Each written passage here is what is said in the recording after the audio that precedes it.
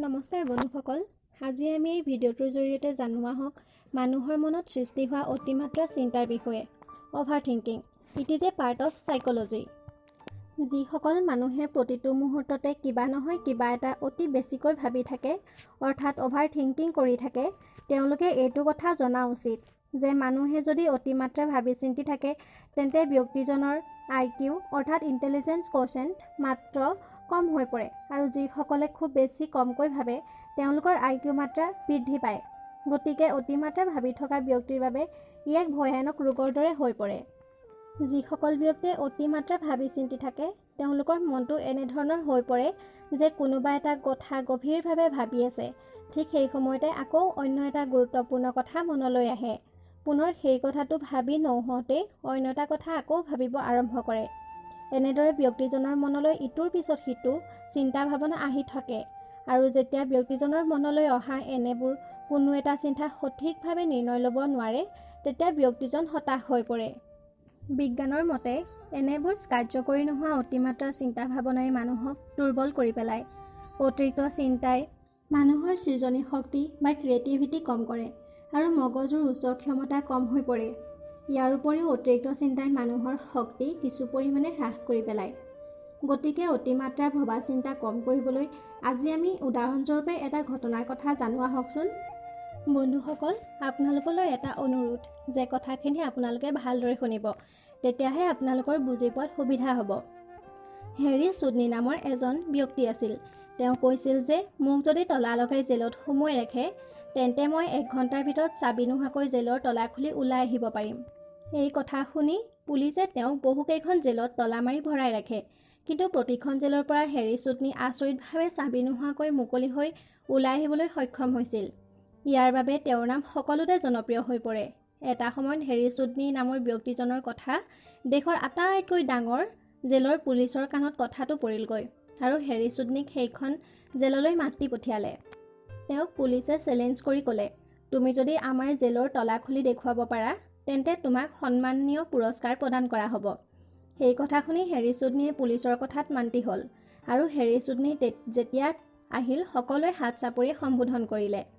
যেতিয়া হেৰি চুডনিক জেলৰ লকআপত সুমুৱাব লৈছিল তেনেতে তেওঁৰ কাণৰ ওচৰত এজন কয়দীয়ে কাণে কাণে এটা কথা ক'লে যে এইখন হৈছে দেশৰ আটাইতকৈ ডাঙৰ আৰু শক্তিশালী সুৰক্ষিত জেল। এইখন জেলৰ পৰা তলা খুলি যোৱাটো ইমান সহজ বা সম্ভৱ কথা নহয়। এই কথা শুনি হেৰি চুডনিয়ে অলপ সময় থমকি ৰ'ল, কিন্তু তেওঁৰ আত্মবিশ্বাসে আগুৱাই গ'ল আৰু চুডনিক জেলত ভৰাই দৰজাখন বন্ধ কৰি দিলে। ইয়াৰ পিছত চুডনিয়ে নিজৰ কাম আৰম্ভ কৰিবলৈ ধৰিলে। ইয়াৰ আগতো তেওঁ হাজাৰটা তলা খুলিছিল, আৰু সেইবাবে সকলোৱে ভাবিছিল যে এইবাৰো হেৰি চুডনিয়ে 1 ঘণ্টাৰ ভিতৰত দৰজা খুলি ওলাই আহিব। এনেদৰে তেওঁ 1 ঘণ্টা সময় জেলৰ দৰজা খুলিবলৈ আপ্ৰাণ চেষ্টা কৰিলে, কিন্তু তেওঁ খুলিব পৰা নাছিল, কাৰণ তেওঁৰ মনলৈ বাৰেপতি এটা কথাই আহি আছিল, যিটো নেকি তেওঁক প্ৰথমে কৈছিল যে এইখন জেল দেশৰ আটাইতকৈ ডাঙৰ আৰু শক্তিশালী জেল। ইয়াৰ পৰা তলা খুলি ওলাই যোৱাটো সম্ভৱ নহয়। তেনেদৰে চেষ্টাৰ পাছত চেষ্টা কৰি 2 ঘণ্টা পাৰ হ'ল। তেওঁ ইমান কৰিও কিন্তু খুলিব নোৱাৰিলে। অৱশেষত তেওঁ হাৰ মানি নিজৰ ওপৰতে খং কৰি জেলৰ দৰজাখনত হাতেৰে ঘোচা এটা মাৰি দিয়ে, আৰু যেতিয়াই দৰজাখনত ঘোচাটো মাৰে তেতিয়াই লগে লগে দৰজাখন নিজেই খোল খাই যায়। তেতিয়া তেওঁ অবাক হয়, কিয় জানেনে? কাৰণ দৰজাখনত প্ৰকৃততে তলাটো ওলমাই ৰাখিছিল। প্ৰকৃততে তলাটোত চাবি লগাই লক কৰি থোৱা নাছিল। কিন্তু লক ক'ত হৈ আছিল জানেনে বাৰু আপুনি? লক হৈ আছিল হেৰি চুডনিৰ মন মগজুত, কাৰণ তেওঁ যেতিয়া জেলৰ দৰজাখনত খুলিবলৈ চেষ্টা কৰি আছিল তেতিয়া তেওঁৰ মনত এটা কথাই বাৰেপতি ভাবি আছিল, সেইটো হৈছে সেই যে প্ৰথমে কয়দীজনে কৈছিল এইখন দেশৰ আটাইতকৈ ডাঙৰ আৰু শক্তিশালী জেল, ইয়াৰ পৰা তলা ভাঙি ওলাই যোৱাটো অসম্ভৱ। অৰ্থাৎ ইয়াৰ মূল কাৰণটোৱে হৈছে অত্যাধিক চিন্তা। বিজ্ঞানৰ মতে দিনটোত মানুহৰ মন মগজুত প্ৰায় 70,000 মান চিন্তাধাৰণাৰ সৃষ্টি হয়, কিন্তু ইয়াৰে 95% কোনো কামত ব্যৱহাৰ নহয়। গতিকে অতিমাত্ৰা ভবা চিন্তা কৰিলে নিজৰে ক্ষতি হয়, IQ মাত্ৰাও কমি যায়। সেয়েহে সঠিক সময়ত সঠিক চিন্তা বা সিদ্ধান্ত লওক। ইংৰাজীত এষাৰ কথা আছে নহয়, think less live better, think less live more. বন্ধুসকল, মই আপোনালোকক এইটো কথা ক'ব বিচৰা নাই যে আপোনালোকে ভবা চিন্তা কৰিব নালাগে। মানুহৰ যিকোনো কামেই আৰম্ভ হয় প্ৰথমে ভবাৰ পৰাই, কিন্তু মানুহে সেইবিলাক কথাহে ভবা চিন্তা কৰিব লাগে যিবোৰ পজিটিভ হয়, অৰ্থাৎ যিবোৰ আপুনি কাৰ্যকৰী কৰিব পাৰিব। But out of balance and over thinking is bad. সেয়েহে কিছুমান অদৰকাৰী চিন্তা কৰিবলৈ এৰক আৰু সেইবিলাক চিন্তাৰ লগত আপোনাৰ মূল্যৱান সময় ব্যয় নকৰিব। তেনেহ'লে বন্ধুসকল, আমি এতিয়া জানো আহকচোন অতিমাত্ৰা চিন্তা ভাৱনা আমি মনৰ পৰা কেনেদৰে আঁতৰ কৰিব পাৰিম। প্ৰথমে আপুনি আপোনাৰ ইগ' মনোভাৱ আঁতৰাব লাগিব। দ্বিতীয়তে, অতীততে যি হৈ গ'ল তাক পুনৰ মনত পেলাই ভাবি থকা অভ্যাস এৰি দিয়ক। আপুনি আপোনাৰ জীৱনত যিটো কাম কৰে সেইটো কামত গুৰুত্ব দিয়ক।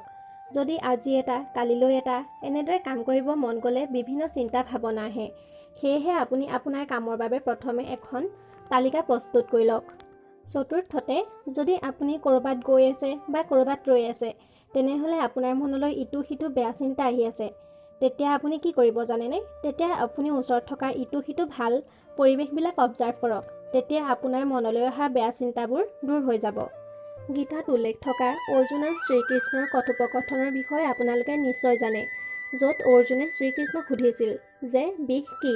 তেতিয়া শ্ৰীকৃষ্ণই হাঁহি হাঁহি উত্তৰ দিছিল যে জীৱনত প্ৰয়োজনতকৈ যিটো অধিক হয় সেইটোৱে আমাৰ বাবে বিষ। লাগিলে সেইটো ক্ষমতা, ধন, ভোগ বা লোভেই হওক বা অভিমান বা প্ৰেমেই হওক, যদি অধিক হৈ যায় সেয়া বিষলৈ পৰিণত হয়। গতিকে বন্ধুসকল, আজিলৈ এই ভিডিঅ'টোত মানুহৰ অতিমাত্ৰা চিন্তাৰ বিষয়ে ইমানখিনিয়ে আছিল। আকৌ পুনৰ লগ পাম আমাৰ পৰৱৰ্তী ভিডিঅ'ত। আৰু শেষত আপোনালোকলৈ এটা অনুৰোধ যে যদি ভিডিঅ'টো ভাল লাগিল তেন্তে শ্বেয়াৰ কৰিব আৰু এনেবোৰ জ্ঞানমূলক ভিডিঅ' আগলৈ পাই যাবৰ বাবে আমাৰ ফেচবুক পেজটো লাইক এণ্ড ফ'ল' কৰি দিব। যদি ইউটিউবত চাই আছে তেন্তে আমাৰ ইউটিউব চেনেলটো ছাবস্ক্ৰাইব কৰি দিব।